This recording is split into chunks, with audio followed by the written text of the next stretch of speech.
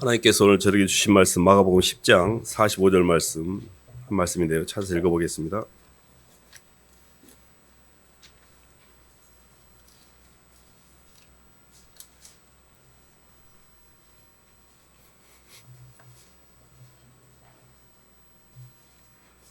시작 73쪽입니다. 인자가 온 것은 찾았으면 한 목소리 읽어보겠습니다. 시작. 인자가 온 것은 섬김을 받으려 함이 아니라 도리어 섬기려 하고 자기 목숨을 많은 사람의 대속물로 주려 함이니라. 아멘. 박수로 하나님께 영광 돌리겠습니다. 예수님 오심의 의미에 대한 말씀인데요. 하나님께서 천지를 창조하시고 인간을 만드신 목적 자체가 아주 선한 목적을 가지고 계셨습니다. 인간에게 하나님의 사랑의 운동력, 하나님의 사랑의 형상을 입혀주시기 위해서 우리를 창조하셨습니다. 하나님께서 우리를 이렇게 창조하신 창조 목적이 이렇게 우리의 삶 가운데 이렇게 전달되는 여정이 우리의 인생이라고 생각하시면 됩니다. 우리가 아직도 시간과 공간이라는 이 겉사람의 육의 세계에 묶여있기 때문에 하나님의 사랑을 온전히 이렇게 잘 받아들이지 못하고 있는 거거든요. 마치 이런 겁니다. 우물 아래 개구리가 우물을 벗어나야 되는데 시간과 공간이라는 우물 속에 갇혀서 자꾸 하늘의 것을 갖다가 자기화시키고 있는 건데 우물 밖으로 한 번도 나와본 적이 없기 때문에 영의 세계가 열리지 않고 있는 겁니다. 그래서 우리 안에 이렇게 하나님의 속생명이 들어와서 그 속생명의 기반에서 겉사람이라는 물질계와 인간계를 뚫고 나가야만 시간과 공간에서 해방이 되고 영의 세계가 열리게 해놓으셨거든요. 그 세계는 자유로운 세계이고 평안한 세계이고 시간과 공간이 없는 세계입니다. 영원성과 충만성으로 아무런 염려와 근심과 걱정이 없는 세계인데 이게 그렇게 쉬운 게 아닌 게 우리의 겉사람이라는 게 굉장히 강한 구조를 갖고 있기 때문에 진짜로 예수님을 믿고 사랑한 사람에게만 이게 열리게 해놓으셨습니다. 그래서 예수님의 오심의 의미를 많은 사람이 예수님이 나를 위해 십자가에 죽으셨다라는 교리적인 이해를 하고 있습니다. 예수님을 마음가운데 영접하면 내가 하늘나라 간다고 이렇게 생각하는데 그거는 교리이고 실제 예수님의 사랑이 전달되어져서 그 전달된 사랑의 기반에 의해서 주님의 사랑을 누리고 그 사랑이 표현되는 과정에서 육이 벗어지는 거지 예수님이 나를 사랑했다라는 걸 이해한다고 해서 하늘나라 가는 게 아닙니다. 그건 교리입니다. 교리가 아니고 예수님을 인격적으로 만나야 됩니다. 그래서 오늘은 우리가 만나고 있는 이 예수님의 인격적인 만남을 만나는 과정에서 우리의 삶의 장애물과 어떻게 그걸 뚫어낼 수 있을지 이런 부분들을 좀 함께 나누려고 하는데요. 사실 에베소 2장 한 말씀 봐볼까요?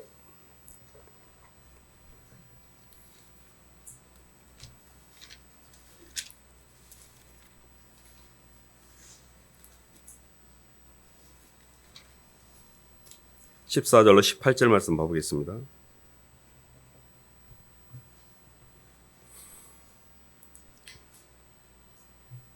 그는 우리의 화평이신지라. 14절 18절까지 시작.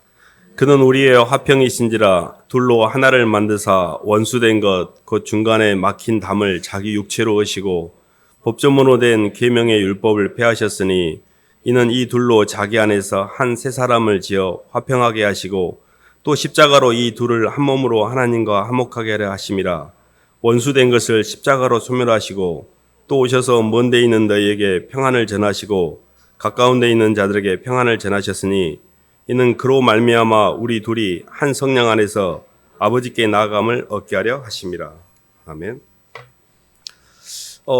이렇게 하나님께 가는 여정 가운데 선악과를 따먹음으로 우리와 하나님 사이에 막힌 담이 생겼습니다. 막힌 담이라는 게 뭐냐면 하늘이 닫힌 겁니다. 아무리 우리가 하늘에 대해서 이렇게 주님의 성령의 사랑을 느끼려고 해도 사랑이 안 느껴집니다. 예수님을 믿고 나서 예수님의 사랑을 받아들이고 성령의 임재와 충만을 느낀 사람이 있고 그거에 대한 감을 잡은 사람이 있고 전혀 전달이 안 된 사람이 있습니다.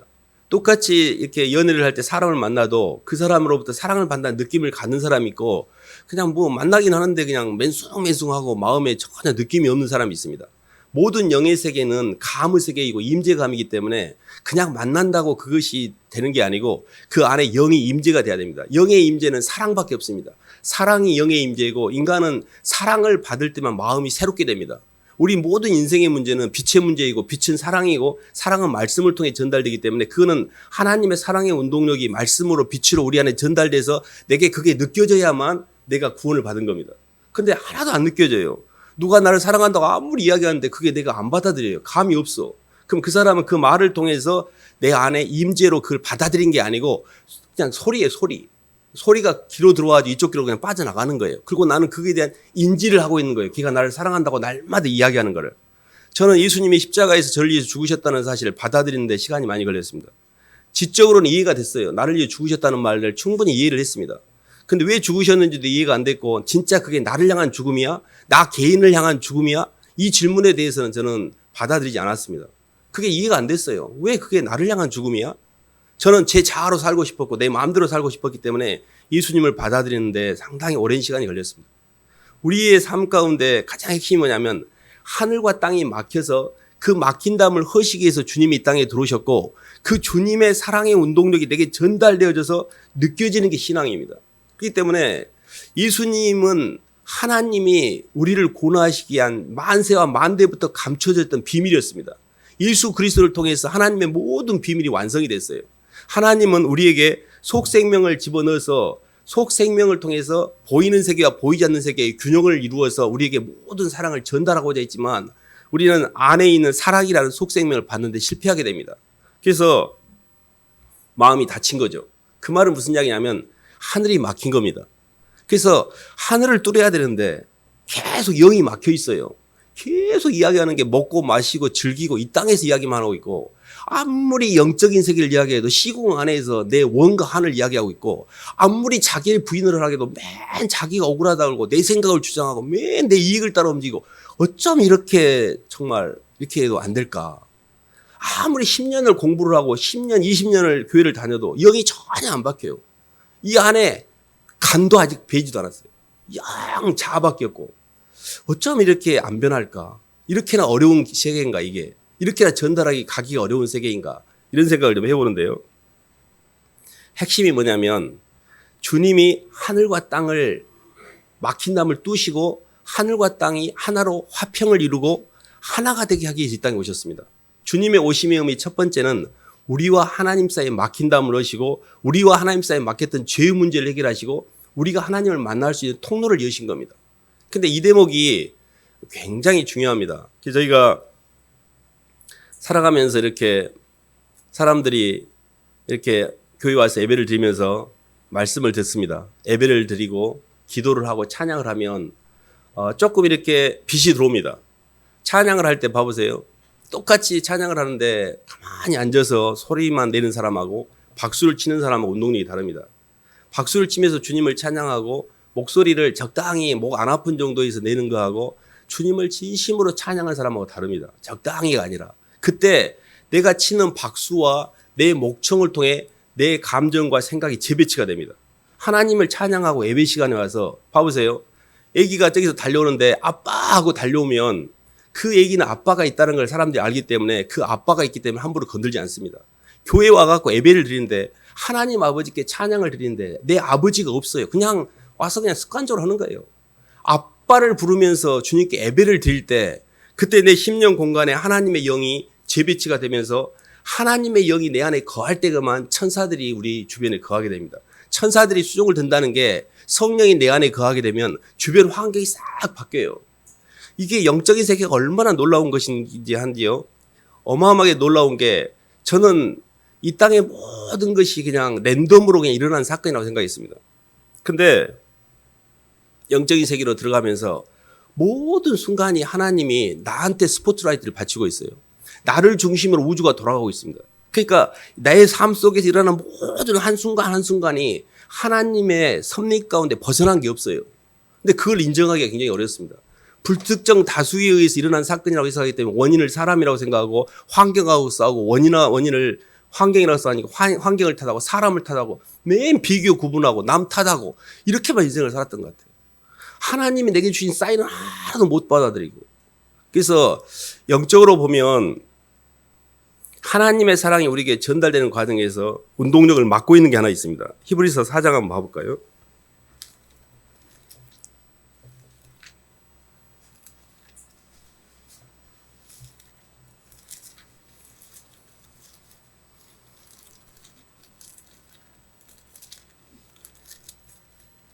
(4장) 1절로 2절 말씀 읽어보겠습니다. 356쪽입니다. 그러므로 시작. 그러므로 우리는 두려워할지니 그의 안식에 들어갈 약속이 남아 있을지라도 너희 중에는 혹 이르지 못할 자가 있을까 함이라. 그들과 같이 우리도 복음 전함을 받은 자이나 들은 바 그 말씀이 그들에게 유익하지 못한 것은 듣는 자가 믿음과 결부시키지 아니함이라. 아멘. 하나님이 나를 사랑하셔서 예수님을 이 땅에 보내셨고 내가 이 땅에 살아가는 동안에 주님이 내게 모든 운동력으로 내게 운동력을 전달하고자 이렇게 애를 쓰고 있는데 주님의 운동력이 내게 전달되는 걸 막고 있는 게 딱 하나 있습니다. 그게 뭐냐면 믿지 않는 거예요. 믿음이라는 게 뭐냐면 바깥에서 움직이는 모든 움직임을 하나님 중심으로 해석하여 그게 하나님의 사랑으로 인식되어져서 내 안에 전달되는 걸 믿음이라고 합니다. 가령 예를 든다면 어떤 사람 때문에 힘들어요. 그러면 믿음이 없는 사람은 저 사람 때문에 힘들다라고 이야기해요. 쟤 때문에 힘들고 쟤만 없으면 내가 인생을 살겠다고 이렇게 해석을 해요. 근데 믿음이 있는 사람은 하나님께서 저 사람을 통해 나에게 붙이심으로 나를 힘들게 함으로 내 속에 겉사람에 하나님 앞에 이렇게 버려야 될 쓰레기들을 청소하니라고 애를 쓰고 계시는 거라고 해석합니다. 그러니까 하나님 내게 모든 주는 만물과 만사나 버릴 것이 없어요. 다 사랑이에요. 근데 그게 사랑이 내게 전달될 때는 사랑이 아니라 나를 힘들게 하는 걸로 전달되는 거예요. 자꾸. 왜 자꾸 힘들지 내가? 자꾸 선악과를 따먹고 하나님의 로드십을 인정하라고 아무리 이야기해도 원인이 하나님이라는 생각을 한 번도 못하고 사람하고 싸우고 있고 왜 쟤는 잘 되는데 나는 안 돼? 맨 비교 구분하면서 다른 사람하고 나를 짝하게 비교하면서 그래서 계속 휘둘리는 거예요. 이렇게. 그게 뭐예요? 전혀 믿음이 없는 겁니다. 하나님을 안 믿고 있는 거예요. 하나님의 사랑이 그 사람을 통해서 내게 전달될 때 내 속에 있는 쓰레기를 하나씩 뺄 수 있는 기회로 그것을 처리하면서 하나님의 운동력을 그 환경을 통해 받는 거예요. 모든 우주의 만물의 기운이 우리에게 그대로 부어집니다. 이게 주님의 대속의 운동력이에요. 자기 아들을 아끼지 않냐 우리 모든 사람을 내어주신 이가 어찌 아들과 함께 그 모든 걸 우리에게 주지 않겠느냐. 아들까지 내어준 마당에 어찌 모든 만물과 만사를 통해 우리를 힘들게 하려고 사람 힘든 사람 붙이겠어요? 아니 나를 힘들게 하려고 주님께서 아들까지 내어준 마당에 이제 와서 지금 내가 억울해가지고 내가 너한테 그렇게 해준 거 억울해. 너 이제 좀 맛 좀 봐야겠어. 나 복수할 거야. 이렇게 하나님 우리 마음을 인도하시겠어요? 너무 아니게 가고 있잖아요. 너무 아닌 세상으로 가고 있잖아요. 너무 아닌 것으로 가니까 마귀를 붙여서 그렇게라도 해야 정신 차리고 돌아오니까 그 속에서 그 주님의 사랑을 보셔야 됩니다. 사람이 힘들고 삶이 무게가 있고 인생의 시간의 무게, 이 인생의 짐이라는 게 있습니다. 남자들은 물질에 대한 무게가 있고 여자는 사람에 대한 무게가 있어요. 돈과 사람 고개를 못 넘고 엄청 힘들어요. 근데 그걸 통해 어떻게든 그걸 뚫고 하나님의 사랑을 전달하시고자 하는 주님의 섭리를 볼 줄 알아야 됩니다. 그래서 어떻게 하면 되냐면 말씀을 들을 때마다 설교를 들을 때마다 성경 말씀을 읽을 때마다 자꾸 그 말씀에 나를 비추어야 돼요. 내 겉사람이라는 것은요 육의 사람입니다. 내 안에 예수님을 영접하면 속생명이 생겨요. 이 속생명은 겉사람에 의해서 질식될 만큼 실은 공격을 당하고 있어요. 내 속생명이 겉사람을 뚫고 나오려고 하면 이게 견고한 진이기 때문에 내 자아를 부인을 해줘야 돼요. 내 생각과 감정과 내 의지, 내가 지금까지 예수님 믿기 전에 살았던 내 생각, 애 습관, 애 감정, 애 생각들은 다 쓰레기예요. 버려야 될 대상이고 처리해야 될 대상인데 그것들이 견고하게 이렇게 잡고 있습니다. 가령 예를 든다면 이런 건데요. 수요일 밤에 와서 기도를 합니다. 악을 쓰려고 하는데 저도 그런 경험이 있었던 것 같아요. 악 쓰는 게 창피합니다. 내가 악 쓰면은 갑자기 악을 쓰는 것이 이게 생육이 나오는 것 같고 부인이 안 돼요. 입 소리가 안 열려요. 그래서 입을 딱 다물고 있습니다. 근데 계속 입을 다물고 있어요. 그냥. 그랬던 것 같아요, 제가. 어느 순간에 계속 다물고 있으니까 깝깝합니다. 조금 질려야 될 것 같아. 한 번씩 질러봅니다. 근데 잘 안 나와, 소리가. 억지로 해. 그러다가 어쩌다 하다가 엄청 마음을 다해 지를 때가 있어요. 주여 나 좀 살려주세요. 그때 내 영혼이 나를 부인한 거예요. 사람에게 보이는 내 체면, 내 위신, 내가 어떻게 사람들한테 보이는데 이런 거 내가 왜 소리를 질러? 창피하게? 교회 와가지고 나를 부인해야 되는데 다 힘주고 있어 이렇게. 예배를 드리는데 찬양을 하는데 소리도 안 지르고 박수도 안 치고 딱 관람객처럼 구경을 하고 있는 거죠. 예배를 드리는 게 아니라 어디 극장에 가서 쇼를 보는 것처럼. 이게 예배자입니까? 예배를 드린 자는 주님 앞에 소리를 지르 주님을 찬양하고 주님께 예배를 드림으로 아버지 저 왔어요. 죄인 주님 전에 왔어요. 저 좀 용서해 주세요. 제 영혼이 심히 공고하여 죽게 되었으니 주님 저 좀 살려주세요. 이런 간절한 마음으로 와서 예배를 드리고 말씀을 듣고 기도를 할 때 내 속에 하나님의 성령이 이렇게 교감을 이루면서 내 생각이 재배치가 되고 내 감정이 누그러지고 내 그 화가 났던 것들이 없어지고 회개가 되고 눈물이 나고 이게 예배이고 이게 신앙인이 가는 길입니다. 언제부턴가 종교인이 돼가고 있어요. 예배를 드리는데 아무 감동이 없어. 말씀을 듣는데 그냥 한쪽 귀로 듣고 한쪽을 내요. 다 선택적으로 내게 필요한 말만 듣고 진짜 힘든 말을 안 들어요. 아무리 나를 부인하라고 그래도 그런 말들은 그냥 싹 흘려보내고 복 받는다는 말이면 귀가 쏠깃해가지고 돈 이야기, 복 받는 이야기는 그대로 받아들이고 이게 우리도 모르게 종교인이 돼가고 있는 겁니다. 나는 진짜 예수를 믿고 있는가? 진짜 그 대답을 하셔야 돼요. 목사님한테 야단 듣는 게 중요한 게 아닙니다. 진짜 내가 하늘나라 갔을 때 주님 앞에 섰을 때 내 인생의 무기를 주님 앞에 달 때 그때는 내가 내 자아를 부인하지 못한 것을 땅을 치며 후회할 수가 있어요. 여기서는 적당히 내가 예수 믿는 척 할 수 있습니다. 다들 집 사고 다들 괜찮은 것처럼 보일 수 있어요. 근데 난 진짜로 예수님을 믿고 있는가를 내 심장과 내 피부를 열어보셔야 됩니다. 이거는 거짓말을 할 수가 없어요. 그래서 부인하셔야 돼요. 하나님 이렇게 공고한 나를 꽉 쥐고 있고 절대 손해 안 보고 내 감정도 안 드러내고 위신도 안 꺾이고 체면도 안 깎이고 이게 뭡니까? 이게 육의 세계입니다. 그래서 저희가 말씀을 들을 때 찔림이 있으면 하나님 죄송해요. 제가 잘 안 돼요. 그 말씀을 기반으로 해서 회개를 하셔야 됩니다. 자꾸 기도를 하셔야 돼요. 주님 말씀을 들으면 제가 이렇게 해야 된다는 걸 알겠는데 잘 안 돼요. 제 영혼이 너무 공고해서요. 주님 사랑도 안 느껴지고요. 주님 말씀이 들어오기도 전에요. 세상 걱정이 먼저 들어와서 그 생각이 잡아먹어불고요. 저는 예배를 드리는 순간에도요. 오늘 가서 뭐 해야 될 바깥일 생각하고 있고요. 머릿속에 온통 문제밖에 없고요. 주님은 하나도 생각이 안 나는데 주님 저 어떻게 해요? 저도 주님 만나고 싶은데 어떻게 해요? 주님이 생각이 나고 주님이 그립고 주님이 너무 죄송한 마음까지 가야 내 눈물이 나고 내가 영혼이 바뀌는데 생각도 안 나는 거예요. 주님. 그럼 어떻게 해요? 나 너무 멀리 있는데. 사람이 온 천하를 얻고도 자기 목숨을 잃으면 무엇이 유익하리요? 이 땅에서 잘 되는 게 목표가 아닙니다. 교회에 와서 내 원과 한을 기도하는 게 아니에요. 교회는 주님을 찬양하고 주님의 영혼을 통해서 내 영혼이 바뀌는 겁니다.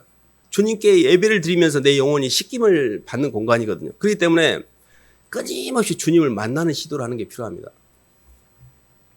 저희가 한 말씀 봐보겠습니다. 히브리서 9장 한번 봐보겠습니다.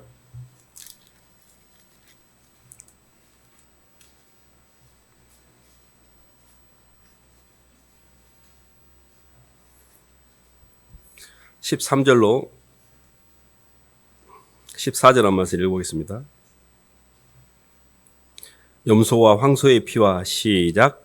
염소와 황소의 피와 및 암송아지의 죄를 부정한 자에게 뿌려 그 육체를 정결하게 하여 거룩하게 하거든 하물며 영원하신 성령으로 말미암아 흠없는 자기를 하나님께 드린 그리스도의 피가 어찌 너희 양심을 죽은 행실에서 깨끗하게 하고 살아계신 하나님을 섬기게 하지 못하겠느냐. 아멘. 염소나 황소라는 짐승의 피로도 사람을 정결케 하거든 하물며 예수 그리스도의 흠없고 정결했던 그 보배로운 피로 나를 사셨는데 내가 사함을 못 받는다는 게 그게 말이 되냐 이 말입니다.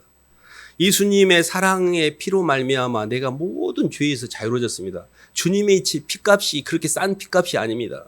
우리가 지었던 과거에 지은 죄와 현재에 지은 죄와 모든 미래의 죄를 다 도말하셨어요. 짐승 하나 잡아도 그 짐승에게 내 죄를 전가시키고 그 짐승을 죽여도 내 죄가 일시적으로 해결되거든. 하물며 영원하신 그 그리스도의 보배로운 피로 말미암아 나를 사셨는데 내 죄가 해결이 안 되겠어요? 예수를 믿는데 죄책감 가운데 산다는 것은 예수님의 사랑의 피가 내 몸에 안 발라지는 거예요. 예수님이 나를 향해서 너무 많은 대가를 치렀기 때문에 나는 행위로 의롭게 되는 게 아니라 예수님을 믿는 그 믿음, 주님이 내 죄를 다 사해 주셨다는 그 받아들임 때문에 내가 자유로워지는 거예요. 예수님을 믿고 모든 만물의 주권이 하나님께 있고 하나님의 원인이라는 로드십을 잡기가 어렵습니다. 그게 영적으로 말씀이 이해가 있어야 로드십이 형성이 됩니다. 하나님이 원인이셨군요. 저 사람 때문에 힘들었는데 주님이 원인이셨다고 저 그 말만 들으니까 이제 문제가 풀렸어요. 저는 그거를 깨닫고 나서 모든 게 풀렸습니다. 하나님이 원인이셨구나. 하나님이 나를 당신의 형상으로 빚어가게 이렇게 애를 쓰셨는데 나는 사람하고 싸워, 환경하고 싸우고 주님 죄송해요. 그렇게 해서 이해가 됐어요. 그럼에도 불구하고 우리 마음속에는 상한 감정과 분함과 억울함과 힘듦이 있습니다. 그것이 예수님이 나를 향해서 바깥에 움직였던 그 운동력으로 주님의 그 제사함의 자유를 내 안에 받아들임으로 내 안에 상한 감정까지 싹 처리해 놓게 해주셨어요. 그게 바로 제사함의 자유입니다. 이 제사함의 자유라는 지점은 영이 열리는 지점이에요. 교회를 다니면서 저는 사람들을 보면 이 사람이 영이 열리고 있네, 안 열리고 있네를 보는 기준이 있습니다. 그게 뭐냐면 회개가 있는 거예요. 회개가 전혀 없으면 영이 안 열리는 거예요. 머리는 열릴 수 있어요. 머리는. 근데 마음속에는 전혀 자아가 짱짱한 거예요. 회개가 뭐냐면 이 자아가 이제 굴복을 하기 시작하는 거예요. 주님 죄송해요. 주님. 그래서 회개를 많이 하셔야 됩니다. 회개를 많이 하셔야 돼요. 근데 회개의 시작이 뭐냐면 그 예수 그리스도의 피값, 주님이 나를 위해서 십자가에서 대신 죽으신 그 피값에 대한 받아들임이 있으셔야 돼요. 그래서 저희가 이렇게 제사함의 자유를 누린다는 게 굉장히 중요합니다. 그래서 저는 제사함의 자유를 누린다는 게 뭐냐면 하나님의 사랑의 기반에서 내 안에 있는 모든 억울하고 분했던 것들이 처리된다는 뜻이에요. 이런 겁니다. 과거에 있었던 사건과 환경 때문에 우리는 억울한 마음을 갖고 있어요.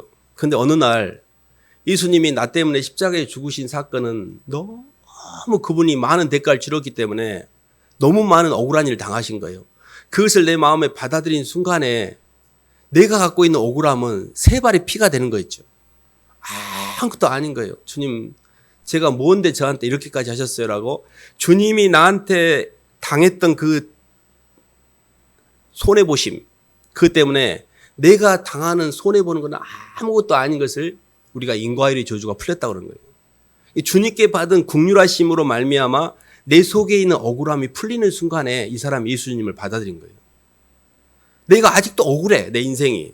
그러면 그거는 아직도 자아가 나 힘들다라고 하나님 앞에 띵깡을 놓고 있는 거예요. 띵깡. 아직도 주님의 은혜를 모른다는 뜻이에요. 주님의 은혜를 아는 자들은 일생을 주님께 빚진 마음으로 삽니다. 감히 갑으로 살 수가 없어요. 너무 죄송해서. 그래서 주님께 받은 은혜의 기반 위에서 내 안에 억울하고 분한 것들을 풀어내는 것이 제사함의 자유예요. 나는 내 인생이 억울하고 힘든 것이 안 풀어진다. 그 말은 환경의 문제가 아니고 예수님의 사랑을 내가 더 깊이 받아들이지 않은 데 문제가 있습니다. 저희가 마지막 단계가 하나 있는데요. 누가복음 10장 한번 봐볼까요?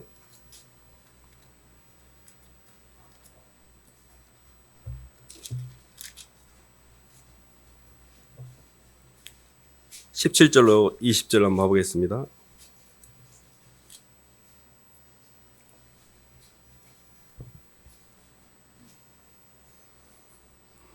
신약 110쪽입니다. 70인이 기뻐하며 시작.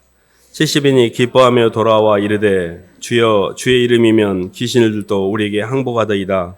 예수께서 이르시되 사탄이 하늘로부터 번개같이 떨어진 것을 내가 보았노라. 내가 너에게 뱀과 정갈을 밟으며 원수의 모든 능력을 제할 권능을 주었으니 너희를 해칠 자가 결코 없으리라. 그러나 귀신들이 너희에게 항복하는 것으로 기뻐하지 말고 너희 이름이 하늘에 기록된 것으로 기뻐하라 하시니라. 아멘.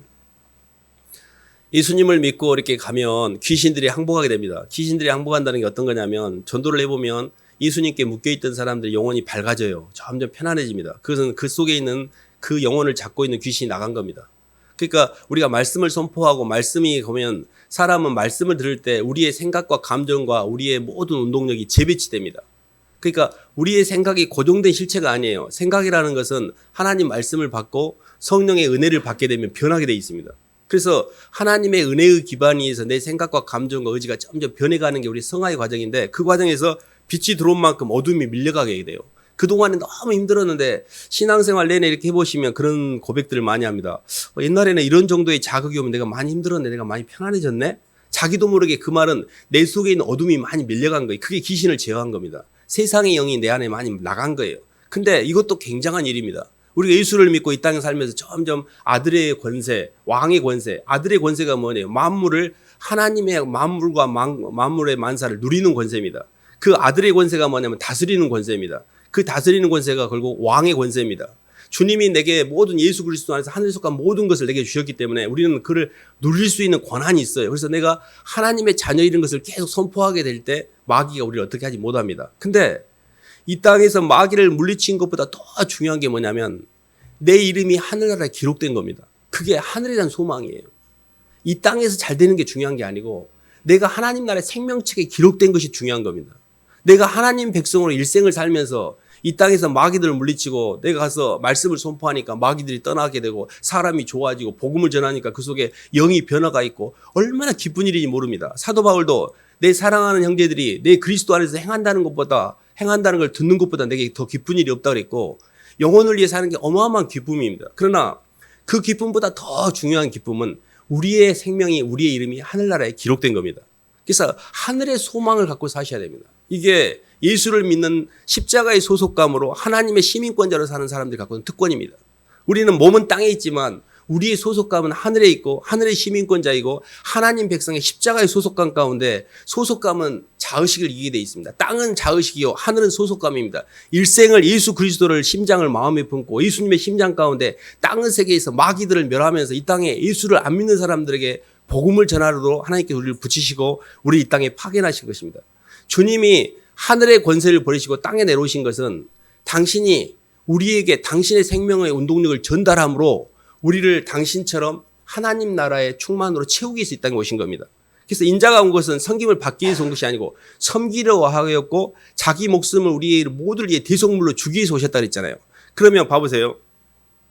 예수님은 하늘 보좌를 버리시고 내려오셨습니다. 낮아지는 데 성공하신 거예요. 그리고 아버지의 모든 사랑을 받는 데 성공하십니다. 그리고 예수님이 공생을 시작할 때 성령이 비둘기처럼 임하며 이는 내 사랑하는 자요 내 기뻐하는 자에서 성령 안에서 아버지와 아들이 하나가 되는 축복을 누리십니다. 이게 삼위일체 원리예요. 그러면 우리의 미션은 뭐냐면 예수님이 우리 구조예요. 주는 그리스도시요 살아계신 하나님의 아들이라 해서 예수 그리스도 안에는 신성의 모든 충만이 예수님을 통해 우리에게 전달돼요. 예수님은 만세와 만대부터 감췄던 하나님의 비밀인데 이 비밀이 이방인 가운데 얼마나 풍성한지를 알게 하셨는데 이 비밀이 너희 속에 계신 그리스도 신이 영광의 소망이라 해서 예수님이 소망이 돼요. 그래서 예수님을 받는 사랑, 아들 하나님이 성부 하나님의 사랑을 잘 받은 것처럼 우리도 주님의 사랑을 받는 데 성공하셔야 됩니다. 근데 그 조건이 뭐냐면 낮아지는 거예요. 주님은 땅으로 내려오셔서 피조물과 자기를 동일시했잖아요.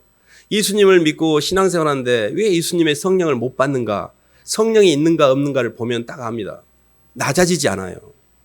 진심으로 겸손하게 낮아진 자들에게만 성령이 임합니다.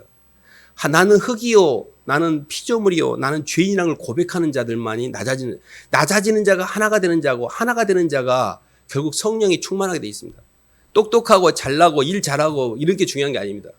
내가 좀 무능하고 못하고 괜찮아요. 하나가 되는 게 굉장한 능력입니다. 하나 되는 능력이 진짜 능력이에요. 사랑만 하나가 돼요. 가정에서 뭐를 잘하고 못하고 이게 중요한 게 아니에요. 나는 가정에서 하나가 되고 있는가? 나는 교회에서 하나가 되고 있는가? 나는 직장에서 하나가 되고 있나? 나 간 데마다 분란이 일어나. 나는 막 똑똑하다고 이야기하는데 다 힘들어. 그 말은 뭔 말이에요? 내가 마귀짓거리 하고 있다는 이야기죠. 근데 이 사람이 간 데마다 사람들이 좋아해.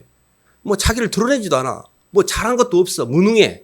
심지어 무능한데도 불구하고 자기를 드러내지 않는 사람 주변에 사람이 모이기 시작해요. 예수님은 우리한테 와가지고 이 썩어 빠진 것들하고 우리를 정죄하지 않았어요. 모두 우리보다 더 내려가셨어요. 주님이 나보다 더 밑으로 내려가셔서 나를 떠받들고 있는 거예요. 내가 너를 사랑한다고. 그래서 우리가 주님이 부유하신 분으로 가난하게 되심으로 그 가난하게 되심을 우리가 부욕게 된 겁니다. 주님이 나를 위해 십자가에 지신 그 대가 때문에 우리가 사랑을 받음으로 우리가 삶을 누리고 운동력을 받게 된 거예요. 이게 어마어마한 비밀입니다. 모든 우주의 만물의 세계는 말씀으로 움직여요. 근데 그 말씀의 핵심이 예수님이고 예수님의 사랑이 우리 영혼 속에 전달이 될 수 있습니다. 이 전달된 것은 어마어마한 에너지를 받는 것과 똑같아요. 이건 로또하고는 비교가 안 됩니다. 그 예수님의 사랑의 운동력이 왜 나한테 전달이 안 되지? 왜 나는 그걸 못 누리고 있지? 내가 아직도 높은 거예요. 아직도 겉사람을 살고 있고 육으로 살고 있고 회개가 없고 낮아지지 않으니까 아니 물이 아무리 밑으로 흘러가도 물이 위로 올라갈 수는 없잖아요. 내려가야지 밑으로. 그러면 하나님 저 죄인이에요. 너무 죄송해요. 주님 사랑 저 없이는 안 돼요라고 고개를 숙여야 되는데 주님은 낮아짐으로 하나님의 사랑을 받는 데 성공했습니다. 그리고 마지막 단계가 주님은 우리를 위해서 십자가에서 대속을 통해서 자기의 모든 목숨을 다 주심으로 주는 사랑을 통해서 주님의 창조가 완성이 됩니다. 사랑은 받는 사랑으로 시작해서 안에서 만나는 사랑과 주는 사랑을 통해서 완성이 됩니다. 이렇게 이제 정리를 해볼 수가 있습니다. 저는 20대 때를 돌아보면 제 문제에 많이 빠져 있었던 것 같아요. 아무리 다른 사람이 살려고 해도 그 관심이 없었습니다. 너무너무 뭐 인생의 문제가 많으니까. 근데 조금씩 이렇게 전도를 하고 양육을 하면서 눈을 들어 밭을 보고 사람들에게 조금 움직이니까 어떤 일이 벌어졌냐면 그동안에 안 보였던 사람들의 부족한 부분이 보이는 거예요.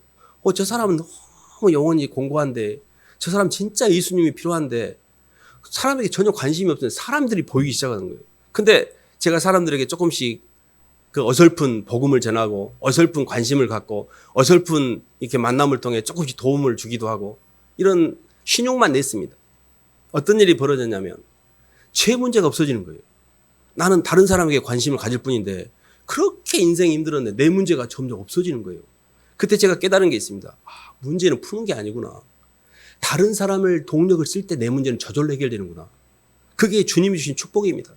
이 땅에서 사람들을 향해 에너지를 쓰는 것은 그게 내가 받는 최고의 축복이에요. 아니 나도 죽었는데 뭔 다른 사람이 살아, 이게 아니에요. 그렇게 계속 살기 때문에 인생이 힘든 거예요.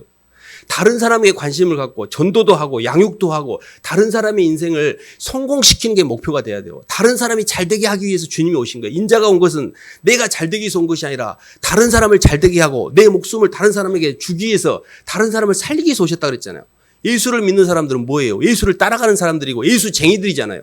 예수쟁이들도 당연히 예수님을 따라가기 때문에 다른 사람을 위해 살아야 됩니다. 근데 다 나를 위해 살고 있잖아요. 그래서 인생이 힘든 거예요. 주님과 영혼들을 향해 동력을 쓸수록 나는 더 축복을 받게 돼 있습니다. 엄마가 애기에게 젖을 줄수록 엄마는 많이 먹게 돼 있어요. 엄마는 저절로 잘 되게 할 수밖에 없습니다. 내가 잘 되려고 하시면 안 돼요. 주님이 잘 되게 하고 영혼들이 잘 되게 해줘야 돼요. 그래서 가정에서는 절대 내 중심으로 움직이면 안 돼요. 그럼 얼마나 마귀가 더 증폭되겠어요. 얘를 지금 처리해야 되는데 어떻게 하면 구조를 따라 하나 되게 할까? 어떻게 하면 내가 손해볼까? 어떻게 하면 내가 남을 채울까? 여기에 관심을 갖는 거죠. 그게 대속이고 섬김입니다. 대속과 섬김이라는 것은 선택하는 거예요. 손해보는 거예요.